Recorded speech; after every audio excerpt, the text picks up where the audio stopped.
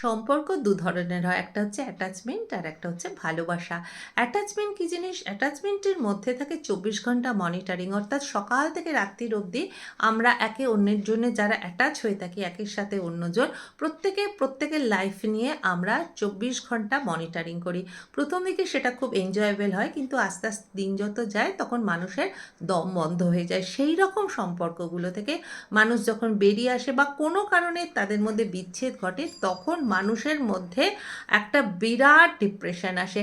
এই রকম অ্যাটাচমেন্ট বাড়িতে আমরা যখন পেট বা পশু পাখিও পুষে থাকি, যখন তাদের কিছু মৃত্যু ঘটে তখন বেশ কিছু বছর সময় লাগে একটা মানুষকে রিকভারি করতে। সেরকম মানুষের সাথে সম্পর্কেও হয়। আর ভালোবাসা হচ্ছে এতটাই পবিত্র, যখন এই রকমও বিচ্ছেদ হয় তখনও মানুষ অন্য মানুষের জন্য ব্লেম করে না, তারা একজন অন্যকে রেসপেক্ট করে। সুতরাং যে কোনো সমস্যার, যে কোনো সম্পর্ক যখন আমরা গড়ি, লক্ষ্য রাখতে হবে যে সেটা অ্যাটাচমেন্ট উপর নির্ভর করছে না, সেটা পবিত্র ভালোবাসার উপর নির্ভর করছে। একমাত্র পবিত্র ভালোবাসা, একমাত্র পবিত্র প্রেম করা যায় ঈশ্বরের সাথে, যেখানে আছে শান্তি, যেখানে আছে প্রেম, যেখানে আছে আনন্দ।